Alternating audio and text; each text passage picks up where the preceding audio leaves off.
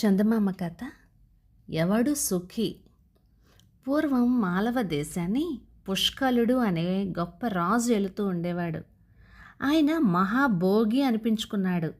అందుచేత చుట్టూ చేరిన వాళ్ళంతా, మీ ఐశ్వర్యం ముందు ఇంద్రుని ఐశ్వర్యం ఒక లెక్కలోకే రాదు, మీ ఖజానాకు ఆ కుబేరుని కోశాగారానికి పోలికే లేదు, ఈ ప్రపంచంలో సుఖి ఎవరు అంటే పుష్కల మహారాజు గారనే చెప్పాలి అంటూ పొగిడి తమకి కావలసిన లాభాలు పొందుతూ ఉండేవారు.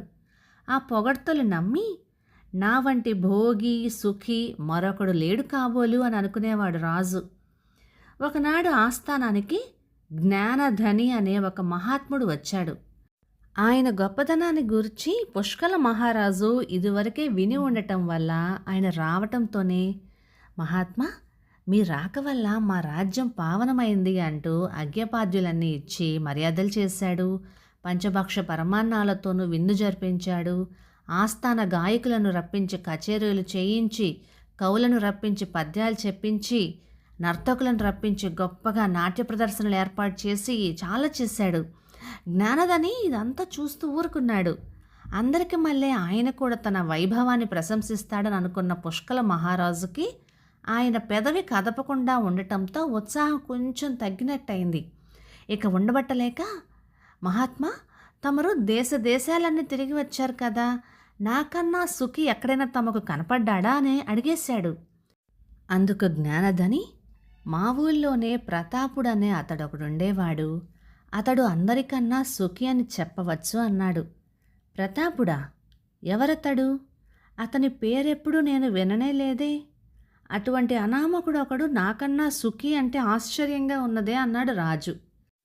ప్రతాపుడు నీకు మళ్ళీ పేరు ప్రతిష్టలు సంపాదించని మాట నిజమే, కానీ సుఖి అని మాత్రం అనిపించుకున్నాడు.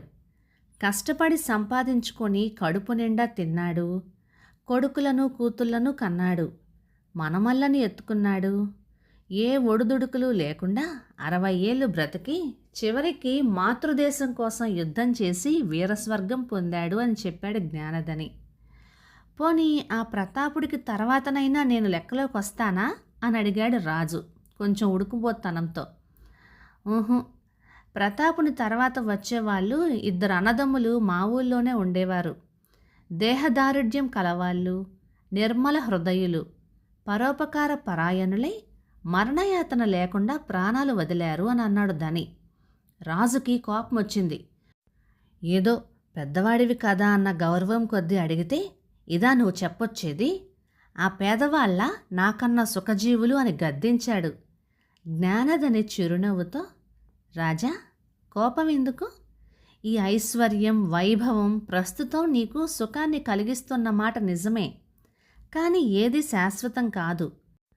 నువ్వింకా ఎంతకాలం జీవిస్తావో, చివరి వరకు నీకు ఇలాగే గడుస్తుంది అని ఎలా చెప్పగలమని చెప్పి తన దారిన తాను వెళ్ళిపోయాడు.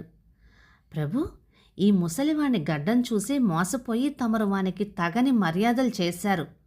ఎద్దుకేం తెలుసు అటుకుల రుచి అన్నట్టుగా తమ యొక్క వైభవం సౌఖ్యం వీడికేం తెలుసు? సుఖీ ఎవరు అంటే ముమ్మాటికి పుష్కల మహారాజు గారే. పుష్కల మహారాజు గారికి జై, పుష్కల మహారాజు గారికి జై అంటూ చుట్టూ ఉన్న వాళ్ళంతా ఒక్క మారుగా ఆయనను స్తుతి చేసి సంతోషపెట్టారు. జ్ఞానధని చెప్పినదంతా ఒక పీడకలగా భావించి రాజు ఆ మాటలే మర్చిపోయాడు. సంవత్సరం గడిచింది.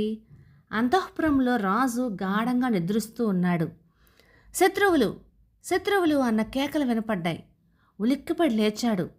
ప్రభు, సామంతరాజు మహాబలుడు సేనతో కోటను చుట్టుముట్టేశాడు. మన వాళ్ళు నిలబడి యుద్ధం చేస్తున్నారే కానీ లాభం లేదు అన్నారు రాజభటులు. మరో క్షణానికి మహాబల మహారాజు గారికి జై అంటూ శత్రు సైనికులు కోటలోకి ప్రవేశించడం పుష్కలుడు చూడనే చూశాడు. ఇంకా ఒక్క క్షణం సేపు ఉపేక్ష చేసినా ప్రాణాలు దక్కవని తన రాజ దుస్తులకు మారుగా మామూలు దుస్తులు వేసుకొని ప్రాణం కాపాడుకోవడానికని ప్రయత్నం చేశాడు రాజు. ఎవడో పారిపోతున్నాడు, పట్టుకోండ్రా అని అన్నాడు శత్రువుల తరపు సేనాని. అతడు పుష్కలుడన్న సంగతి తెలియక ఎవడో సామాన్యుడు అనుకొని శత్రు సైనికుడొకడు నరికేయటానికని కత్తెత్తాడు. పుష్కలుడు ఇంక బ్రతకడం కన్నా చావడమే మేలు అనుకుని ఏది చంపు అంటూ ధైర్యంగా ఎదట నిలబడ్డాడు. కానీ ఆయన వెంట రెండవ కుమారుడున్నాడు. అతడు మోగవాడు. తండ్రికి రాబోతూ ఉన్న అపాయాన్ని చూసి, నా తండ్రి పుష్కల మహారాజు, చంపకండి అని చెప్పబోయాడు. చిత్రం, అతనికి ఆ గాబరాలో నోరు పెగిలి మాటొచ్చేసింది. చంపటానికి కత్తి ఎత్తిన సైనికుడు ఆగిపోయి పుష్కలుణ్ణి బంధించి తీసుకొని పోయి మహాబలుడి ముందు నిలబెట్టాడు. శత్రుశేషం ఉండరాదు అని చెప్పి మహాబలుడు కాల్చి చంపండి వీణ్ణి అని ఆజ్ఞాపించాడు. ఎండిన పుల్లలు తెచ్చి చితి పేర్చారు. చితి మధ్యన పుష్కలుణ్ణి నిలబెట్టారు. ప్రజ అంతా చూడటానికి వచ్చారు. వాళ్ళల్లో పుష్కలుణ్ణి ఇంతకుముందు పొగిడిన వాళ్ళు కూడా చాలామంది ఉన్నారు.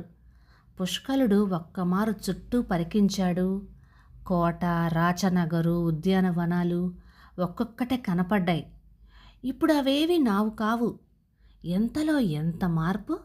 ఇంత బతికి ఎటువంటి దారుణ మరణానికి పాల్పడుతున్నాను. జ్ఞానదని చెప్పిన మాటలు అక్షరాల నిజం. ఏది శాశ్వతం కాదు. జీవితం ముగిసే వరకు సుఖి ఎవడో దుఃఖి ఎవడో నిర్ణయించడానికి వీలే లేదు. ఈ మాటలు బంగారు తునకలు అనుకుంటూ ఆయన కంటనీరు పెట్టుకున్నాడు. ఇంతలో చితికి నిప్పు అంటించారు. దుఃఖం ఆగక జ్ఞానధని, జ్ఞానధని అని ఏడవసాగాడు రాజు. మహాబలుడికి ఇది వినపడి, జ్ఞానధని ఎవరు అని అడిగాడు. అక్కడ ఉన్నవాళ్ళు జరిగిన సంగతంతా విప్పి చెప్పారు. మహాబలుడు ఆలోచనలో పడ్డాడు. నిజమే, చూడగా ఎప్పటికీ ఎవడి స్థితి ఎలా మారుతుందో ఎవడు చెప్పగలడు? ఈ క్షణంలో గొప్పవాణ్ణి అనుకుంటూ ఉన్న నాకు ముందు ముందు ఏమి రాసిపెట్టు ఉందో. ఈ పుష్కలుణ్ణి ప్రాణం తీయటానికి నేనెవర్ని అని అనుకున్నాడు. రాజు పశ్చాత్తాపం చెందాడు. వెంటనే మండుతున్న చితిని ఆర్పించి పుష్కలునికి ప్రాణం నిలబెట్టాడు. అంతేకాదు, పుష్కలుణ్ణి ఎంతో మర్యాద చేసి అతనితో వైరం మానివేసి మాలవ రాజ్యం మళ్ళీ ఆయనకిచ్చేసి తిరిగి వెళ్ళిపోయాడు. కథ సమాప్తం. ఇక ఈ కథ 1952 నవంబర్ నెల చందమామలో వచ్చింది. రచయిత శ్రీ కుమారస్వామి గారు, ఛత్రపురం నుంచి. ఇంతకుముందు ఒక మాట విన్నాను నేను. మన బ్రతుకు ఎలా ఉంది అన్నది మన చావులో తెలుస్తుంది అని. నిజమే కదా.